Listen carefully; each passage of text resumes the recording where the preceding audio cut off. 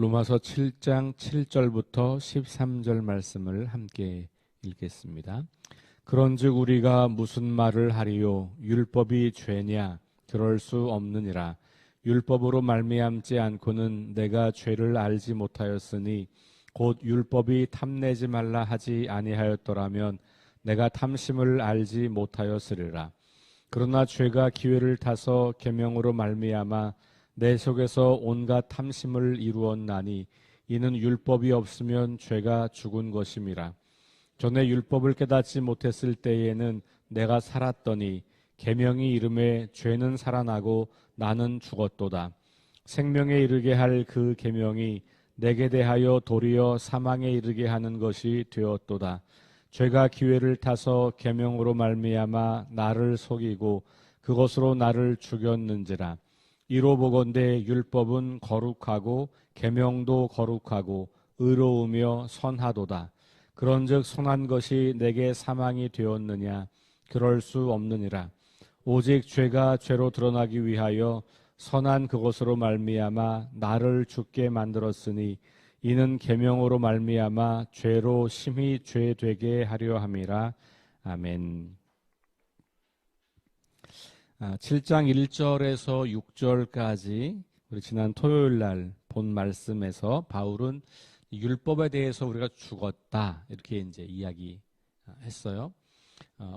지난 토요일도 말씀드렸고 어제도 말씀드린 것처럼 5장부터 8장은 자유, 믿음으로 의롭다함 받은 사람들이 누리는 그 축복이 바로 자유다. 근데 이제 5장은 사망으로부터의 자유, 죽음으로부터의 자유고 6장은 죄로부터 자유고 7장은 율법으로부터의 자유다. 이렇게 이제 말씀을 드렸고 특별히 어제 토요일 본문 7장 1절부터 6절까지가 그 율법으로부터 우리가 해방되었다, 자유케 되었다. 이제 이런 말씀이 있었어요. 6절 말씀을 다시 보면 이제는 우리가 얽매였던 것에 대하여 죽었으므로 그 얽매였던 것이 바로 율법인 거예요. 율법에서 벗어났다 이렇게 말하고 있잖아요. 그러면 사람들이 질문하는 거예요. 그럼 율법이 나쁜 거냐? 율법이 죄냐?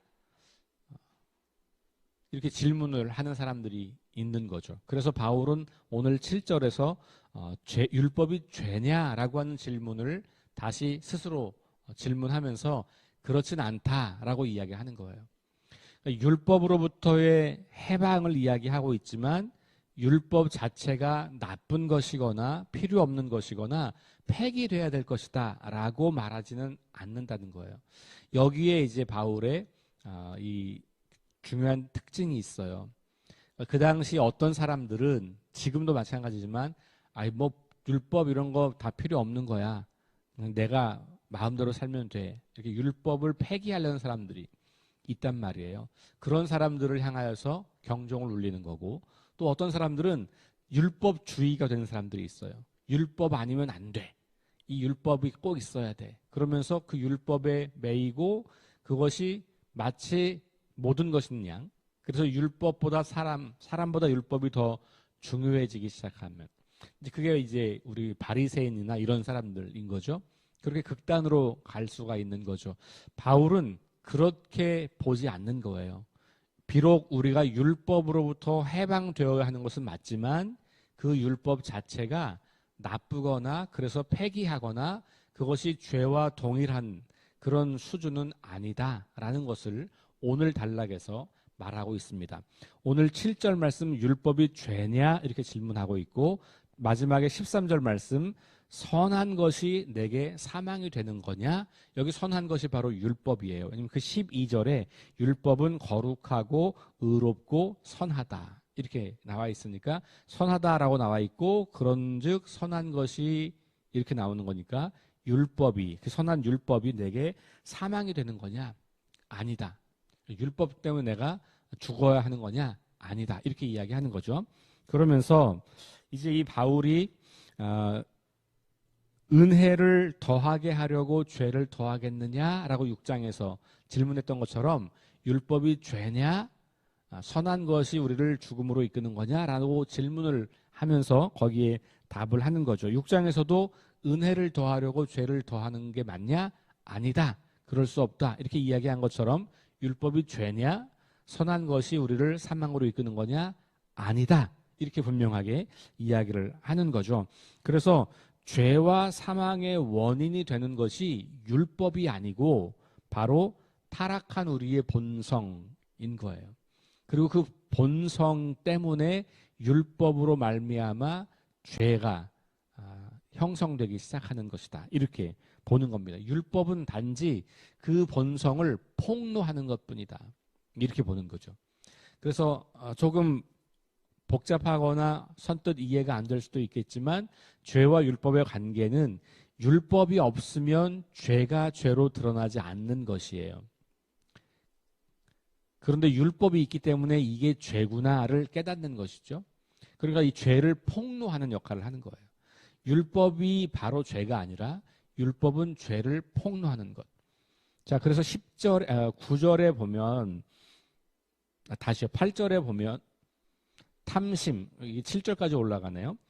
7절 후반부에 보니까 이렇게 말하는 거죠. 곧 율법이 탐내지 말라 아니하였더라면 내가 탐심을 알지 못하였으리라. 그러니까 율법에 탐내지 말라라고 하는 말씀이 있었기 때문에 내 안에 있는 게 이게 탐심인 거고 이게 좋은 게 아니네 라고 하는 나의 타락한 본성 가운데 있는 그 죄를 추구하려고 하는 마음 혹은 죄를 향해 나아가려고 하는 그 마음이 있다는 것을 감지하고 발견하게 되는 것이죠. 자, 그런데 8절에 보면 죄가 기회를 타서 이런 표현이 나와요. 그리고 동일한 표현이 11절에도 있어요. 죄가 기회를 타서. 그러니까 율법이 죄는 아닌데 율법은 우리 안에 있는 죄된 본성을 폭로하는 것인데 율법이 그것을 기회를 딱 포착해서 우리로 하여금 그 탐심을 이루었다. 다시 말하면 그 탐심을 가지고 죄를 행하도록 했다라는 거죠. 죄가 기회를 타서 계명으로 말미암아 혹은 율법으로 말미암아 내 속에서 온갖 탐심을 이루었다. 이렇게 이제 이야기하죠. 11절 죄가 기회를 타서 계명으로 말미암아 나를 속이고 그것으로 나를 죽였다. 이렇게 이야기해요. 그러니까 율법과 죄는 같은 것처럼 보이지만 같은 게 아니고 그 율법은 눈에 보이는 드러나는 것이고 그 율법이 우리로 하여금 죄를 인식하게 하면서 동시에 우리가 그것을 죄로 알지만 그 죄로 향하도록 이끄는 기회를 타서 우리를 그렇게 유혹하는 죄가 따로 있다. 이렇게 이제 보는 거예요. 여기 기회를 탄다라고 하는 단어는 두 가지 의미가 있어요. 하나는 여행을 할 때 어떤 출발점, 그러니까 등산으로 말하면 이제 우리 그 아주 높은 등산을 말하면 그 베이스 캠프라는 게 있죠. 그 산을 본격적으로 오르기 전에 캠프를 치는 거예요. 거기가 이제 본격적인 등반에 준비하는 그런 장소죠. 그 베이스 캠프. 혹은 군사적인 용어로 쓰이는데 군사적 용어로 쓰일 때는 전초기지 혹은 교두보라는 말이에요. 그걸 발판으로 삼아서 그 다음 작전을 수행하는 거예요. 이게 무슨 말이냐 하면 기회를 탄다라고 하는 말은 굉장히 적극적으로 어떤 뭘 준비한다는 거예요. 그리고 그 준비를 잘 갖추어서 그 다음 본격적인 행보를 하는 거예요. 그러니까 죄가 가만히 준비하고 있다가 우리가 율법에 의해서 죄를 인식하게 되고 근데 그 죄된 마음이 우리 안에서 있을 때 그것을 움직여서 실제로 그렇게 죄된 행동을 하도록 한다라고 하는 의미로 바울은 이 단어를 사용하고 있는 겁니다.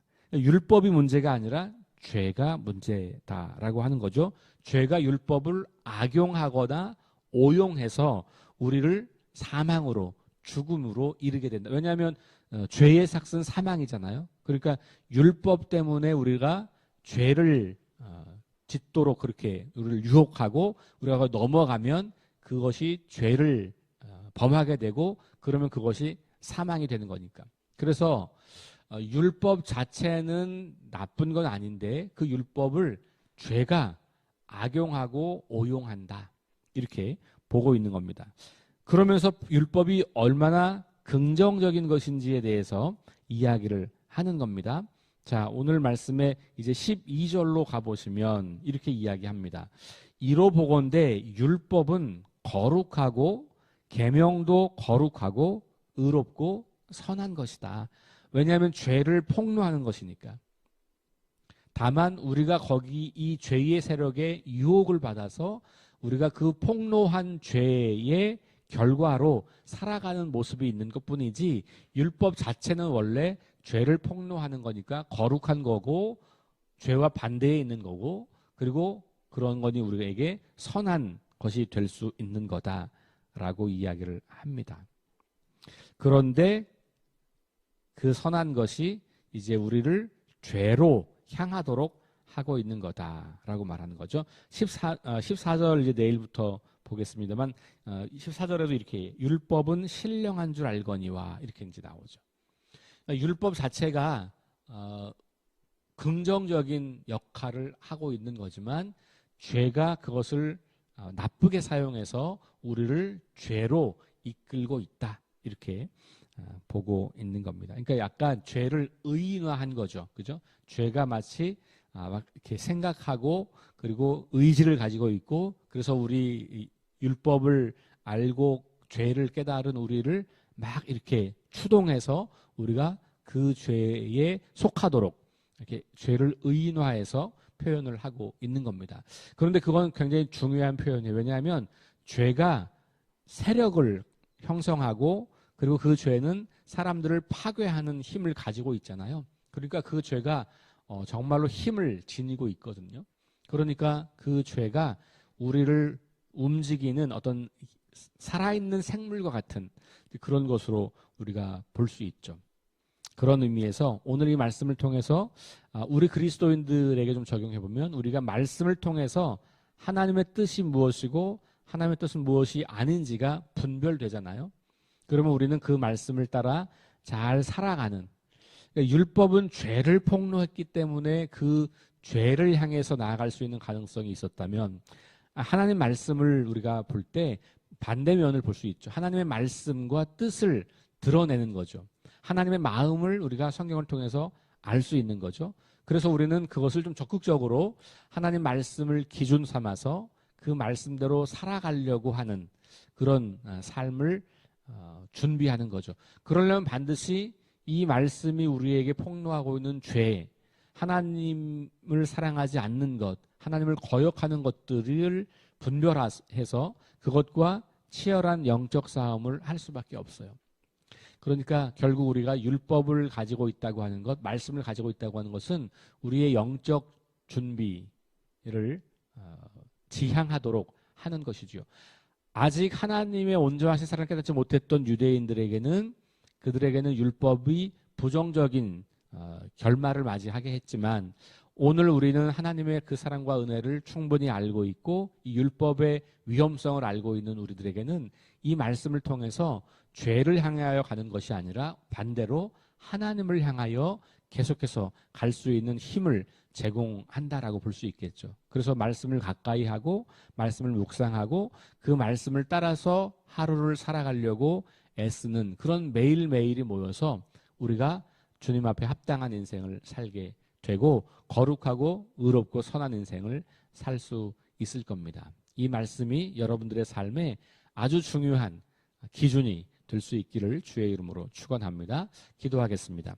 하나님 감사합니다. 율법이 죄와 마찬가지로 나쁜 것은 아니었지만, 그러나 그 율법을 조장하고 악용하고 오용하여 우리로 하여금 죄에 빠지도록 하는 그런 힘이 있음을 우리가 알게 되었습니다.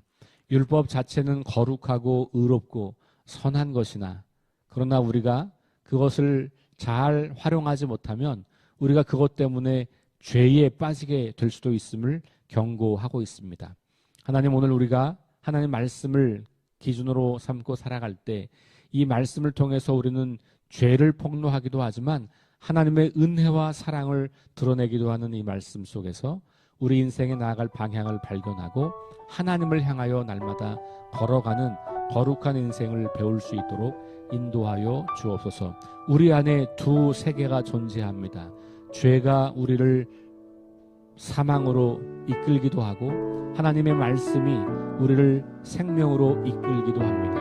매일같이 이와 같은 영적 전투의 현장을 살고 있는 우리들을 성령께서 우리와 함께 하셔서 우리가 그 영적 전투에서 날마다 승리하고 죄를 거부하고 하나님을 향하여 살아가는 우리 거룩한 인생들이 될 수 있도록 함께하여 주옵소서. 예수님 이름으로 기도합니다. 아멘. 우리 네 가지 기도 제목 가지고 함께 합심해서 기도하시고 개인 기도하고 돌아갑니다. 성령의 능력으로 하나님 나라를 증언하고 살아내게 하소서. 하나님 말씀이 기준이 되게 하소서.